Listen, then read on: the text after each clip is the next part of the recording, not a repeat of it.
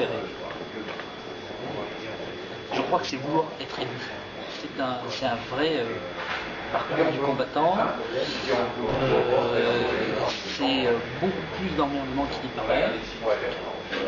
Ça flatte l'ego, mais je crois que les emmerdements qui sont à la clé pour souhaiter être élu et exercer des responsabilités ne sont rien à côté des douleurs qui doivent peupler le quotidien de ceux qui sont élus et coincés dans la réalité du quotidien. Mais c'est ce que je veux faire, exercer des responsabilités. Donc, d'après vous, pourquoi est-ce qu'on vous aime?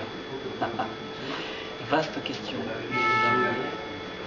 Je sais pourquoi on m'aime pas, ça c'est certain. D'ailleurs, je préfère raisonner par défaut. J'ai pas beaucoup de sympathie pour tous ceux qui savent exactement ce qu'ils veulent. Je préfère les gens qui, par défaut, avec l'expérience de la vie, savent ce qu'ils ne veulent pas. Et pour cette question, je crois que c'est la même chose. Mais pour essayer d'y répondre sincèrement, au moins parce que je dois être un petit entier. Si demain vous deveniez un petit commerçant, que vendriez-vous? Des fruits et légumes. Je suis attaché à ma terre. Aujourd'hui, bien manger, bien bouffer, c'est un problème de riche. Si vous pouviez vous réincarner, serait-ce à nouveau en homme politique? Je ne suis pas un homme politique. Je suis un citoyen qui a décidé de s'engager. Si j'avais une liberté de ce point de vue-là, ça serait trouver un espace de liberté pour dire les choses qui m'animent, c'est-à-dire, au fond, qu'est-ce qui est au centre de la réflexion? Pour ma part, c'est pas du tout ce qui motive les deux partis majoritaires en siège et minoritaires en voix dans le pays, c'est-à-dire à gauche, au centre de la réflexion, l'État, juste l'État, la collectivité, et au centre de la réflexion à droite, juste le marché. Je pense qu'il y a une place pour l'homme et son environnement. Et pour plier ça, j'aurais bien aimé le faire en chansonnier en fait. Survivre pendant une traversée du désert, de quoi seriez-vous capable? De tout. Bien. Le bien le plus précieux, c'est la vie. Probablement à l'exception de mon congénère, si tant est que j'ai entrepris cette traversée du désert à plusieurs. Ce que je souhaite, parce que si on se plante, tant que plus longtemps je ne sois pas seul à souffrir. Si vous déterriez la lampe d'Aladin, quel serait les trois vœux? Mon premier vœu, c'est le bonheur de ma famille. Les deux suivants seraient une France fédérale dans une Europe fédérale. Les vœux les plus chers, c'est la simplification administrative en France qui est quand même ce empilement, ce millefeuille administratif. J'ai un vœu aussi de pouvoir disparaître les départements, c'est très important. Mais évidemment que l'Europe politique puisse enfin devenir une réalité et donc l'Union fédérale européenne, que nous puissions accoucher enfin d'une Europe politique et sociale qui soit capable de proposer, à la fois qui soit protectrice pour ses citoyens et capable de proposer un contre-modèle social et environnemental au reste du monde. S'il n'en restait qu'un, vous seriez celui-là. Mais s'il en restait deux, quel serait l'autre? Je voudrais que ce soit mon fils. Le chien est le meilleur ami de l'homme, mais qui est le meilleur ami de l'homme politique? Aujourd'hui, c'est le communicant. Voilà, c'est son meilleur ami. Parce qu'on vit dans une société de l'image, il n'y a aucun espace de liberté, et où on surfe sur ce que veulent les gens. On n'a rien à dire, c'est pas grave, votez pour moi et je ferai ce que vous m'avez dit de dire. C'est-à-dire que la responsabilité de l'homme politique, à mon avis, qui doit être un éclaireur, proposer des pistes. On ne lui demande pas d'être un grand technicien sur tous les dossiers. Les gestionnaires, il y a des gens qualifiés pour cela, il y a l'administration pour cela. Mais la responsabilité de l'homme politique, c'est d'être un éclaireur, d'avoir la capacité d'entraînement.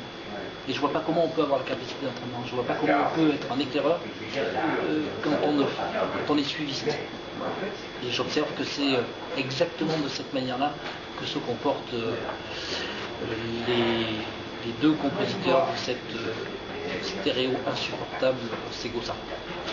À part serrer d'autres mains, qu'est-ce que vous faites très bien avec les vôtres? Ombre chinoise, tour de magie, origami, etc. Alors rien de mes mains, voilà, parce que j'ai réellement deux mains gauches. Je fais vachement bien les pâtes. Qui veut les goûter? Bien chez moi. Ce que je fais le mieux avec les miens, et c'est mon vrai plaisir, c'est de m'occuper d'eux. D'ailleurs, parfois je suis même un peu envahissant, un peu emmerdant, quoi. bien organiser des trucs pour eux, je sais pas, une journée, voilà. Sur 10, ne supportez-vous pas qu'on ne vous dise pas comment j'ai été, est-ce que ça a été, donc je cherche pas à me rassurer, je veux juste qu'on me dise la vérité. Au-delà de ça, surtout, qu'on ne me dise pas pourquoi. J'ai besoin de comprendre. Et donc si on me dit que t'es mauvais ou qu'un con ou qu'un mec formidable, j'ai juste envie qu'on me dise pourquoi. Je préfère bien entendu la dernière option. Je préféreriez-vous pas, cette présidentielle, avoir l'autre sexe? Non. Qu'une femme puisse exercer des responsabilités, je trouve ça très intéressant. Je trouve que ça serait un signe fort pour toutes les femmes dans le monde.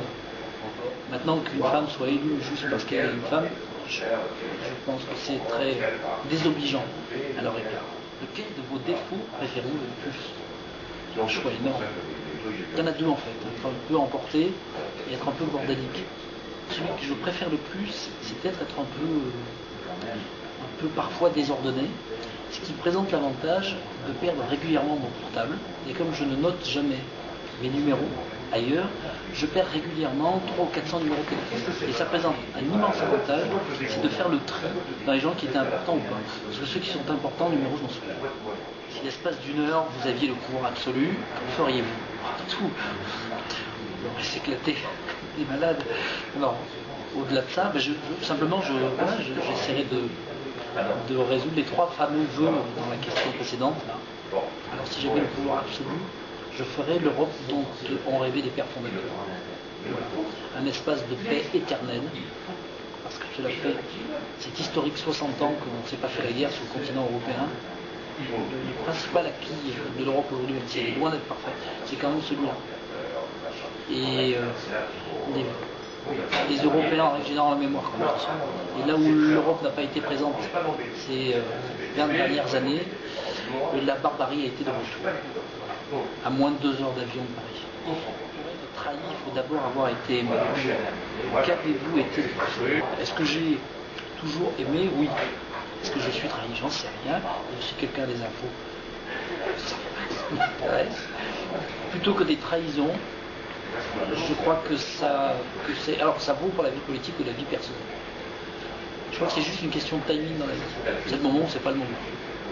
L'idée selon laquelle on continue dans ce pays à bosser camp contre camp, les uns contre les autres, à démolir dans une majorité ce qu'a fait la précédente, on n'avance pas beaucoup.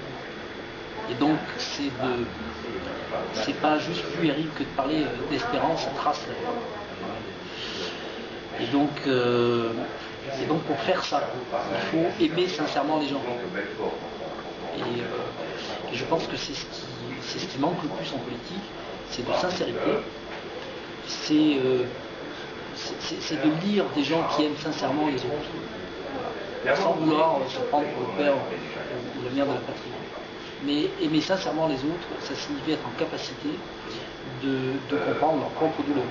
Et franchement, c'est quand même vachement plus simple de comprendre la douleur des gens qui sont là, qui sont le peuple, la majeure partie, dont je fais partie, du pays, quand on en vient, plutôt que quand on a essuyé ses frustres sur les bancs des grands corps de l'État. Je pense qu'il y a un tunnel apparent. Ce bloc d'extrêmement rigide, ce qui me semble être l'état de l'Union européenne aujourd'hui, et je suis certain qu'elle peut arriver à changer la forme des choses. Donc je souhaite voir aboutir une union fédérale européenne, et je voudrais couper ce bloc en deux pour illustrer sur quels critères on pourrait constituer cette union fédérale. C'est une Europe des 3 cercles. Le premier cercle serait un groupe pionnier d'États qui partagent l'euro et Schengen. Le premier critère d'adhésion à ce groupe pionnier, l'euro, pour pouvoir soutenir une politique économique et sociale commune, proposer un modèle social européen. Et le deuxième critère, c'est l'espace Schengen, pouvoir enfin mettre des frontières à l'Europe. Ça signifie être en capacité de maîtriser les flux migratoires, d'avoir une véritable politique de co-développement et puis une armée commune pour soutenir une politique étrangère commune et que enfin l'Europe puisse parler d'une seule voix sur la scène internationale, que l'Europe puisse être protectrice pour ses citoyens et aplatir les nationalismes et qu'elle puisse également proposer au monde un contre-modèle environnemental. Moi je veux un monde multiforme, et je veux un monde dans lequel les normes ne sont pas dictées par une seule hyperpuissance. On n'a pas tous la même couleur de peau, y compris en France, et c'est tant mieux, et c'est comme ça que je veux voir la société française au sein d'une société européenne, sur une planète certes pas parfaite, mais préservée.